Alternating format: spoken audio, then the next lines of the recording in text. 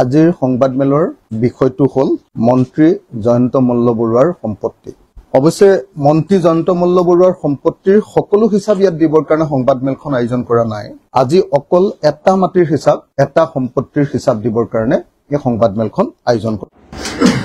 এজন মানুহে কেনেকৈ গোগ্ৰাখে সম্পত্তি আহৰণ কৰিছে একেদিনতে মই আপোনালোকক সিৰিয়ালি দেখাই যাব পাৰিম। আজি অকল একুৱা এগ্ৰো যেটো তেওঁলোকৰ ফাৰ্ম আছে একুৱা এগ্ৰো ফাৰ্ম জেএমবি মানে চাগে জয়ন্ত মল্ল বৰুৱা জেএমবি তাৰ নামটো আগতে বেলেগ আছিলে কিন্তু কোম্পানীটোৰ নামটো এতিয়া আগতে জেএনবি আছিলে এতিয়া বেলেগ মানুহৰ নাম আছিলে কিন্তু এতিয়া সেই কোম্পানীটোৰ নাম কৰিলে জেএমবি একুৱা এগ্ৰো প্ৰাইভেট লিমিটেড। এই কোম্পানীটোৰ মেনেজিং ডাইৰেক্টৰ মানে সকলোৱে জানে আৰু আপোনালোকে আচলতে মালিক আৰু মেনেজিং ডাইৰেক্টৰ হ'ল জয়ন্ত মল্ল বৰুৱাৰ পত্নী শ্ৰীযুতা জুলি ডেকা বৰুৱা। জুলি ডেকা বৰুৱাৰ এই কোম্পানীটোৰ CMD আৰু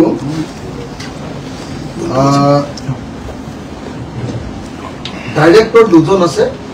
আনগৰাকী ডাইৰেক্টৰ হ'ল জয়ন্ত মল্ল বৰুৱাৰ জি শ্ৰীমতী ৰীণা গীতা ভূজৰ বৰুৱা। এইটো হ'ল আৰু আন এজন জয়ন্ত মল্ল বৰুৱাৰ সাধাৰণতে চবেই জানে জয়ন্ত মল্ল বৰুৱাৰ সম্পত্তিবিলাকৰ তদাৰক কৰা এজন মানুহ আছে। তেওঁৰ নাম হ'ল জহিৰুল ইছলাম। এই তিনিজন মানুহে মিলি আগতে জেএনবি আছিলে জেএনবি কোম্পানীৰ নাম আছিলে তেতিয়া বেলেগ মানুহ জহিৰুল বেলেগ বেলেগ মানুহৰ নাম আছিলে। মই সেই ইতিহাসবিলাক গাই থাকিব খোজাটো মোৰ উদ্দেশ্য নহয় কাৰণে মই সেইটো কোৱা নাই। এতিয়া সেই কোম্পানীটোৰ সকলোবিলাক ডকুমেণ্ট আমি ৰেজিষ্টাৰ অফিচৰ পৰা উলিয়াই আনিছো আৰু ৰেজিষ্টাৰ অফিচৰ পৰা উলিয়াই অনাৰ পাছত আমি দেখিছো গোটেই কোম্পানীৰ বস্তুখিনি আছে। মই আৰু কোম্পানীৰ বস্তুখিনি গাই থাকিব খোজা নাই। মাত্ৰ এই যে মানে জয়ন্ত মল্ল বৰুৱাই যে কৈছিলে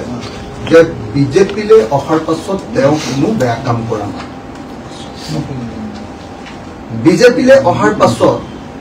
তেওঁ আপোনালোকে দেখিছিলে যে ইয়াৰ আগতে তেজপুৰত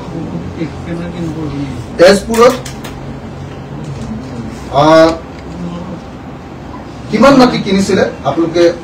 দেখিছিলে। তেজপুৰৰ মাটিৰ হিচাপটো বাকী সকলোবিলাক টিভি পেপাৰ চবতে ওলাই গৈছে কাৰণে মই ইমান গাই থাকিব খোজা নাই। কিন্তু এটা দিনতে আৰু মন্ত্ৰিত্বৰ কাৰ্যকালত এটা দিনতে আকৌ 39 বিঘা 3 কঠা 16 লেচা মাটি ৰঙিয়াৰ কুমটিবাৰীত তেওঁ ক্ৰয় কৰিছে। কুমটিবাৰীত যিটো মাটি ক্ৰয় কৰিছে জেএমবি একুৱা এগ্ৰো প্ৰাইভেট লিমিটেড য'ৰ CMD মেনেজিং ডাইৰেক্টৰ য'ত MD হ'ল মন্ত্ৰী পত্নী জুলি ডেকা বৰুৱা তাত কুমটিবাৰী গাঁৱৰ পট্টা নম্বৰ 7 নম্বৰ 146 145 300 302 এইকেইটা দাগ 301 628 626 249 দাগ এই দাগকেইটাত তেওঁ কিনিছে সৰ্বমুঠ মাটি 13 বিঘা 2 কঠা 17 লোচা। আপোনালোকে ক'ব পাৰে যে এইবিলাক হিচাপ মই এনেই দি আছো। তেওঁৰ মাটিৰ সম্পূৰ্ণ পট্টা মানে প্ৰত্যেকখন কাগজ পট্টা লৈ আপোনালোকৰ সন্মুখত এইখিনি জমাবন্দী মানে চৰকাৰী ডকুমেণ্ট আপোনালোকক মই দেখুৱাই আছো। এইটো যদি আপোনালোকে চাই জিলা কামৰূপ চক্ৰ কয়া ৰেভিনিউ চাৰ্কলটোৰ নাম কয়া গাঁও কুমটিবাৰী জৰিফুৱা গাঁৱৰ জমাবন্দী ফৰ চাৰ্ভে ড্ৰেছ লটটো হ'ল 8 নং লাখ কামৰূপ জিলা ৰঙিয়া সাব ডিভিজন সাৰ্কুলাৰৰ নাম কয়া মৌজাৰ নাম পামদুৰী আৰু গাঁওখনৰ নাম কুমটিবাৰী পট্টাৰ টাইপটো হ'ল নিস্পি হিলছ ইয়াত কাৰ পৰা মাটি কিনিছে প্ৰত্যেকটো বিঘা প্ৰত্যেকটো কথা যাৰ পৰা মাটি কিনিছে প্ৰত্যেকটো কথাৰ ইয়াতে মাটিৰ পট্টা আছে জমাবন্দী কপি বুলি তাক কয় ইয়াৰ কপি আপোনালোকৰ সন্মুখত মই তুলি ধৰিছোঁ ইয়াত ক'ত কিমান তুলিছে তাৰ এখন লিষ্ট মই আগফালে লিখি আপোনালোকৰ কাৰণে উলিয়াই দিছোঁ এখন এটা সিনপসিস এটা আপোনালোকৰ কাৰণে মই এটা সাৰাংশ লিখি দিছোঁ এই সাৰাংশ অনুসৰি কুমটিবাৰী গাঁওখনত ম্যাদী পট্টাৰ মাটি আছে ম্যাদী পট্টাৰ মাটি পট্টা নম্বৰ 7 নম্বৰত ম্যাদী পট্টাৰ মাটি আছে 13 বিঘা 2 কঠা 17 গুছা 11 নম্বৰ পট্টাৰ 247 নম্বৰ দাগ 246 নম্বৰ দাগ 245 নম্বৰ দাগ 173 নম্বৰ দাগ 174 নম্বৰ দাগ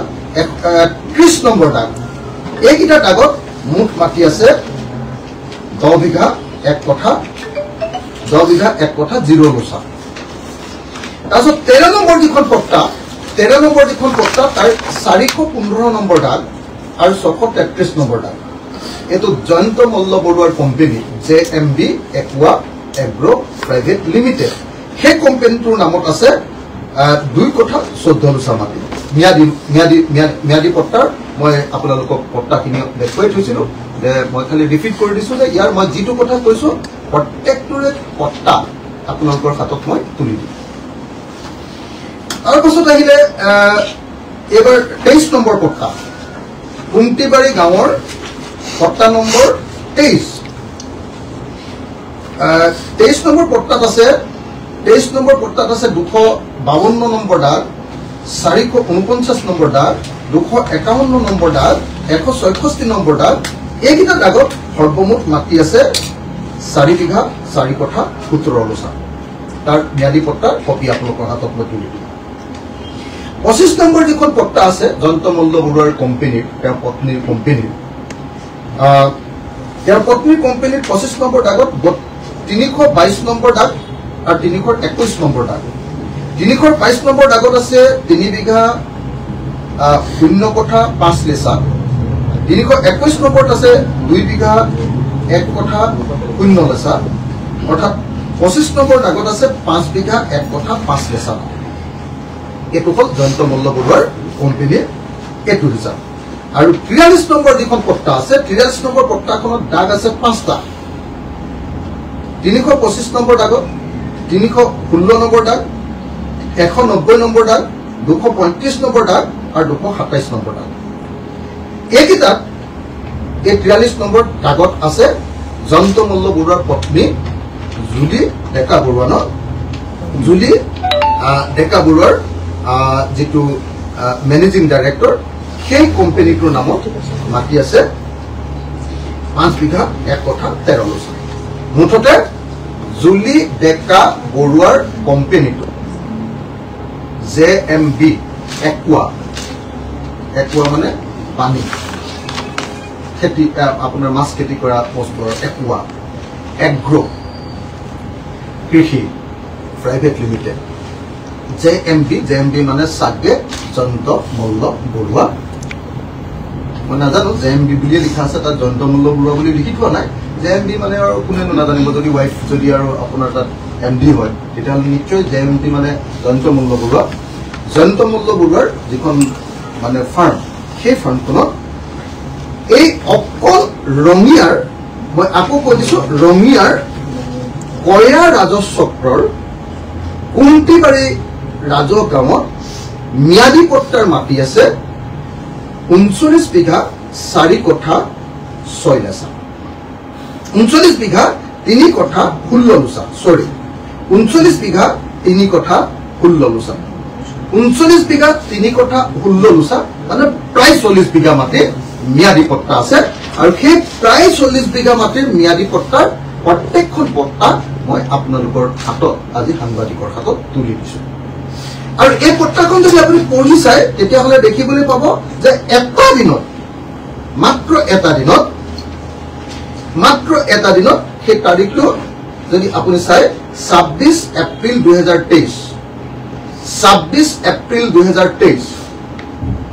অৰ্থাৎ জয়ন্ত মল্ল বৰুৱা মন্ত্ৰী হৈ থকা কালত আৰু কোন মন্ত্ৰী বিজেপিৰ মন্ত্ৰী হৈ থকা কালত বিজেপি চৰকাৰৰ মন্ত্ৰী হৈ থকা কালত তেওঁ যে কৈছে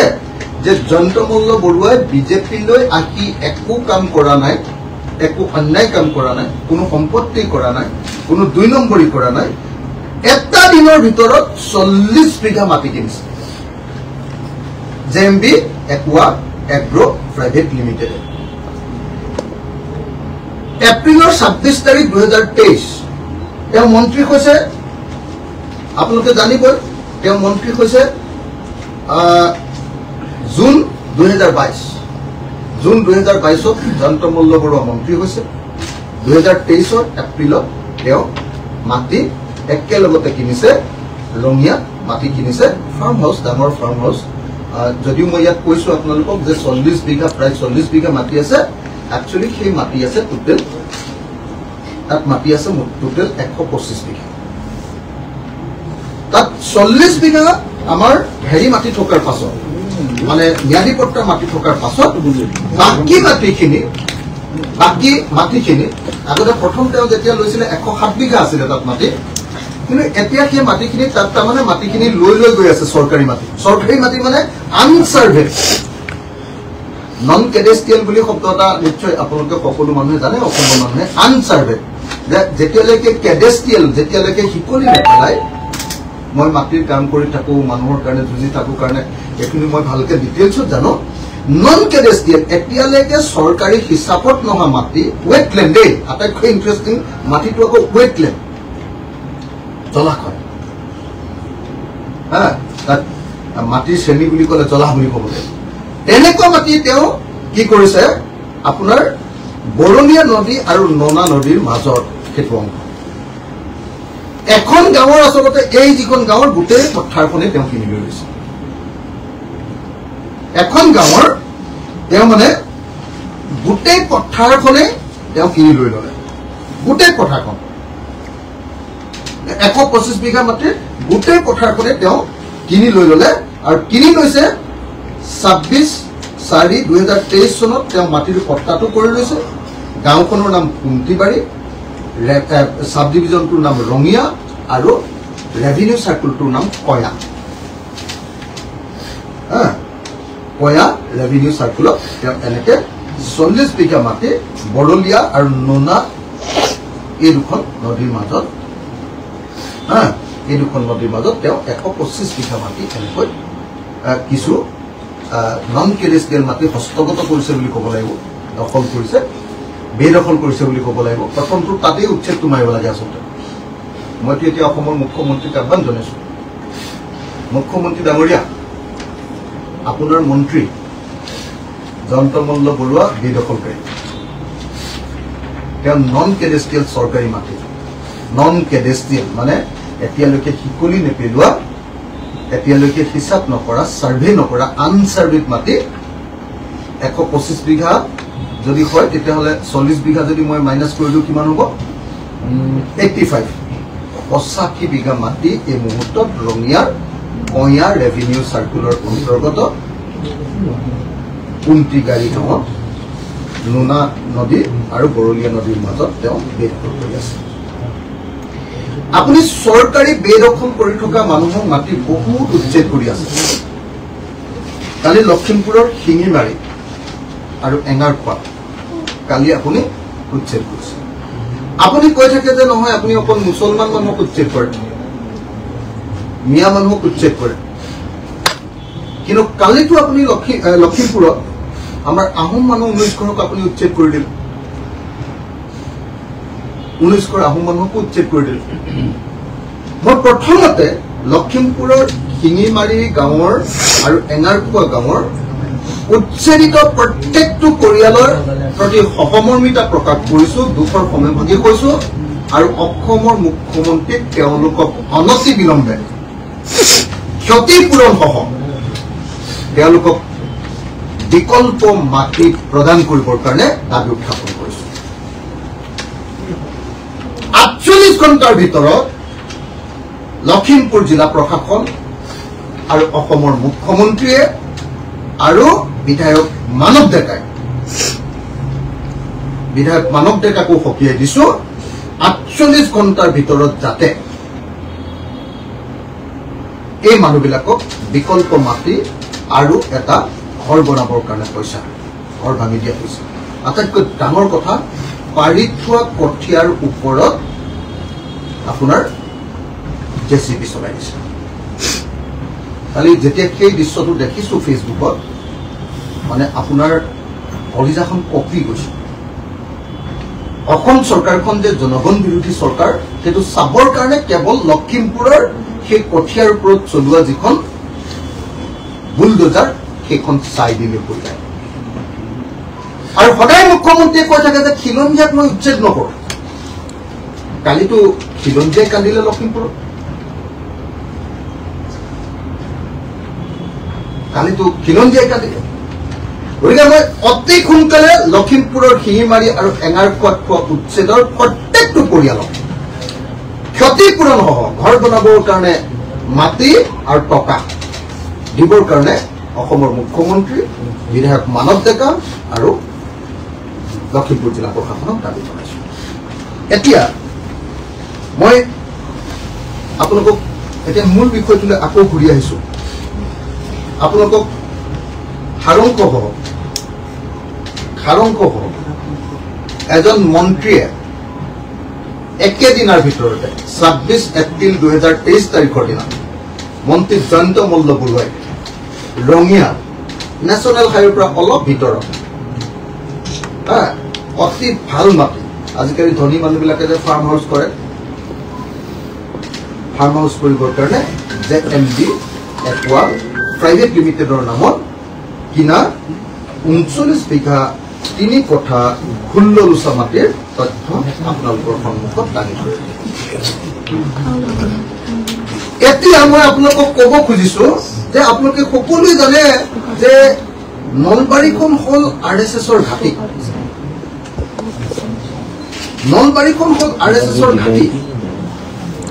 নলবাৰীত আমি জানো যে RSSৰ বশিষ্ঠ বুজৰ বৰুৱাৰ ঘৰ মানে আমাৰ অসমৰ RSSৰ হেড বশিষ্ঠ বুজৰ বৰুৱাৰ ঘৰ আমি জানো যে উমেশ চক্ৰৱৰ্তীৰ ঘৰ ভূপেশ শৰ্মাৰ ঘৰ RSSৰ একদম বাঘা নেতাবিলাকৰ ঘৰ যি RSSে কৈ থাকে যে তেওঁলোকে স্বচ্ছ নিকাশ প্ৰশাসন তৈয়াৰ কৰিবৰ কাৰণে কাম কৰে হিন্দু ৰাষ্ট্ৰ বা ৰাম ৰাজ্য প্ৰতিষ্ঠা কৰিবৰ কাৰণে কাম কৰে সেই ৰাম ৰাজ্যৰ প্ৰতিনিধি ৰাম ৰাজ্য বনোৱাৰ কাৰণে তেওঁলোকে যাক দিছে সেই ৰাম ৰাজ্যৰ অসমৰ প্ৰতিনিধি জয়ন্ত মল্ল বৰুৱাই একেদিনাৰ ভিতৰতে ৩৯ বিঘা ৩ কঠা খুল্ললোচা মাটি ম্যাদী পট্টা একেদিনাৰ ভিতৰতে কৰিছে আৰু তাত ১২৫ বিঘা মাটি মানে ৮৫ বিঘা মাটি তেওঁ আনৰ পৰা জব্দ কৰি লৈছে বা চৰকাৰী মাটি হয়তো মানুহে খেতি কৰি আছিলে পইচা দি হয়তো তেওঁ লৈ লৈছে কিন্তু চৰকাৰী আনচাৰ্ভেড লেণ্ড বেদখল কৰি ৰাখিছে ৮৫ বিঘা মাটি এতিয়া মই বশিষ্ঠ বুজৰ বৰুৱা ডাঙৰীয়া অনুৰোধ কৰিব পাৰোনে যে আপোনাৰ ৰাম ৰাজ্যৰ এই যিজন ৰাৱণ সেই ৰাৱণৰ ওপৰত কিবা একশ্যন হ'বনে যি সময়ত অসমৰ মহিলাসকলৰ ওপৰত ১২৫০ টকা দিম বুলি আৰু আত্মসহায়ক গোটৰ মানুহবিলাকক টকা ১০,০০০ দিম বুলি অসমৰ মুখ্যমন্ত্ৰীয়ে একেবাৰে হাপৰ খেল দেখুৱাৰ নিচিনাকে মোহাবিষ্ট কৰি ৰাখিছে সেই সময়ত আপোনাৰ মন্ত্ৰী জয়ন্ত মল্ল বৰুৱাই যি বিজেপি চৰকাৰৰ দিনত বোলে কোনো ধৰণৰ সম্পত্তি কৰা নাই কোনো ধৰণৰ বেয়া কাম কৰা নাই কোনো ধৰণৰ অবৈধ কাম কাজ কৰা নাই একেদিনাৰ ভিতৰত ৪০ বিঘা মাটি কিনিবৰ কাৰণে আৰু তাত বিশাল আকাৰৰ ফাৰ্ম হাউচ কৰিবৰ কাৰণে ক'ত টকা পালে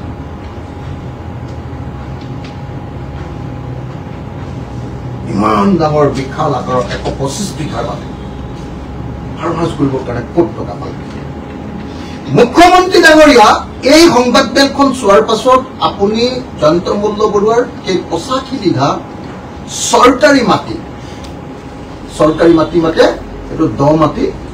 মানে ৱেষ্টলেণ্ড বুলি যাক কয় পতিত মাটি বুলি যাক কয় যাক আমি যদি শ্ৰেণীৰ ভিতৰত চাওঁ মাটিৰ শ্ৰেণী যিটো ৰেভিনিউ কয় এইটো জলাহ মাটি এই জলাহ মাটি আপুনি এই বেদখলকাৰী জয়ন্ত মল্ল বৰুৱাৰ পৰা কাঢ়ি আনিবনে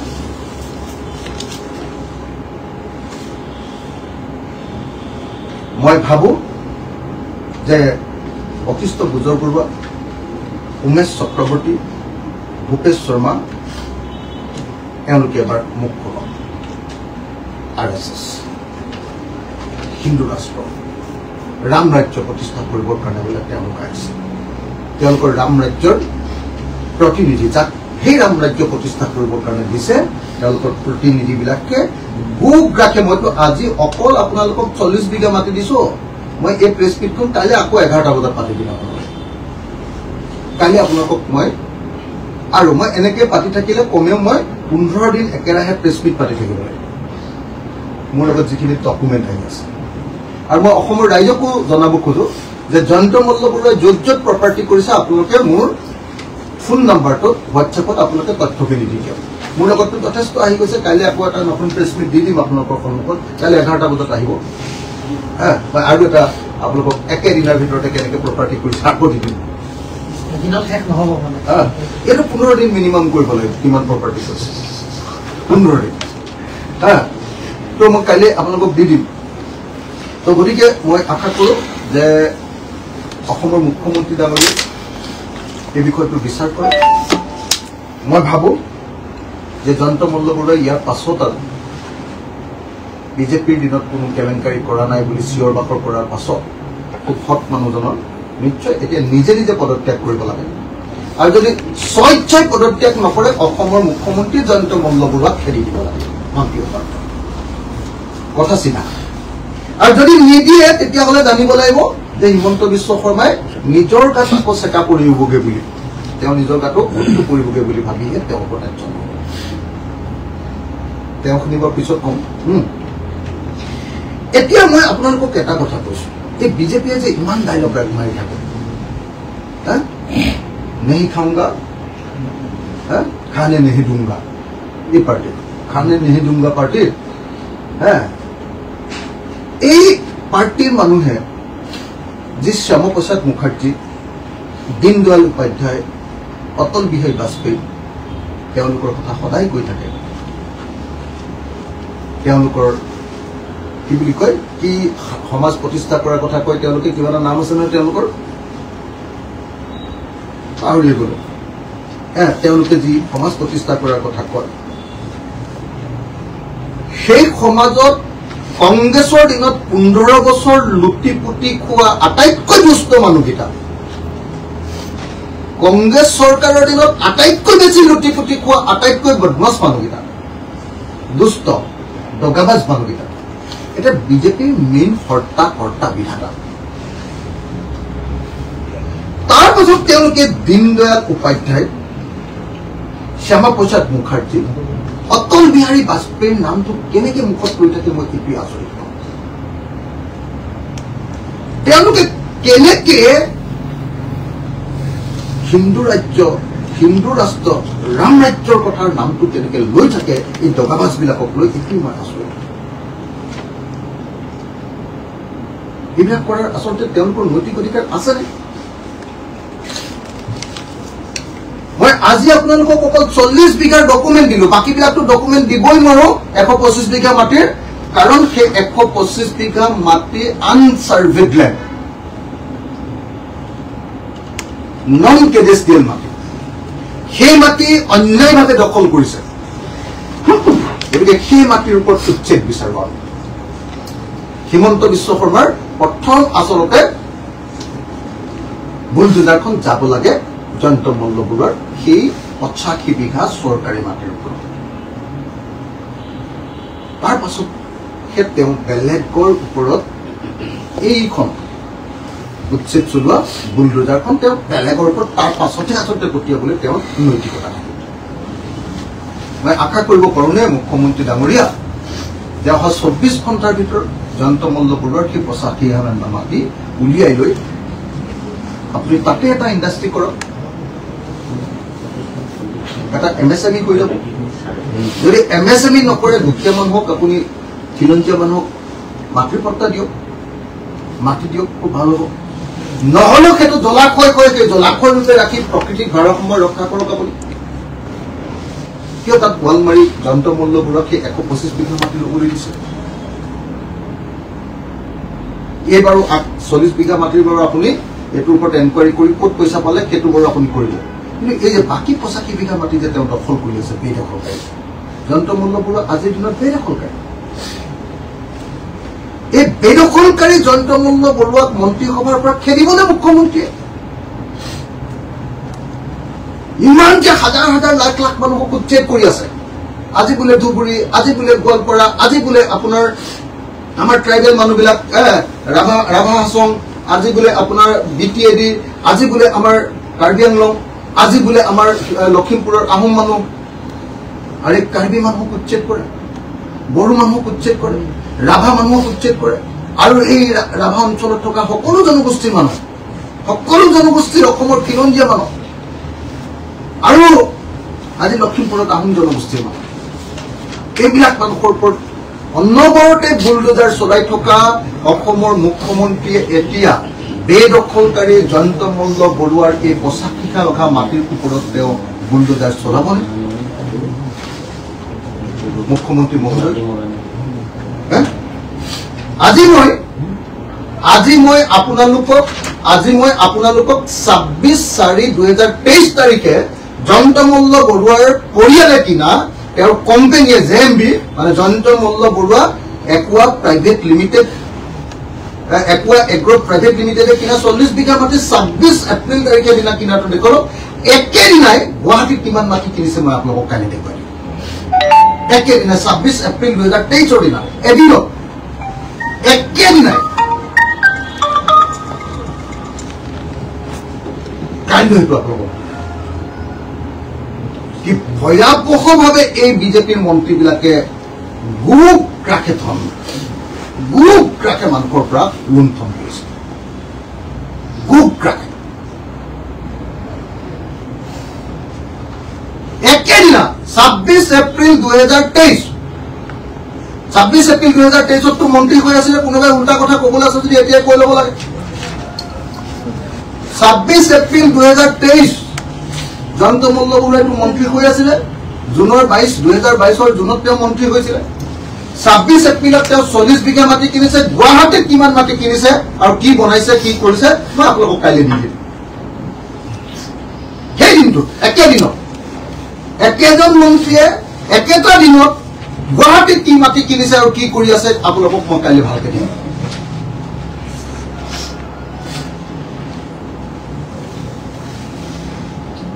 আশ্চৰ্যকৰ এই বিজেপিয়ে কেনেকে ধন ঘটিছে আপোনালোকে কল্পনা কৰিব নোৱাৰে। আৰু অসমৰ মানুহক 1250 টকা দি নচুৱাই আছে, হাত নচোৱাৰ নিচিনাকে হিমন্ত বিশ্বই। আৰু তাৰ পাছত আকৌ এওঁলোকে উল্টাই ডাইলগ মাৰে যে এওঁলোক স্বচ্ছ নিকা। তেওঁলোকৰ কি বিজেপি দীনদয়াল উপাধ্যায়ৰ যে কি আদৰ্শ তেওঁলোক চলে বুলি কয়, এইটো কি পাহৰি গলো ন। হেৰি কিবা দৰ্শকটোৰ নাম কৈ নহয় নকওঁ না, কি আছিলে? একাত্ম মানৱতাবাদ। এই বুলি অকমান লাইনত আছে।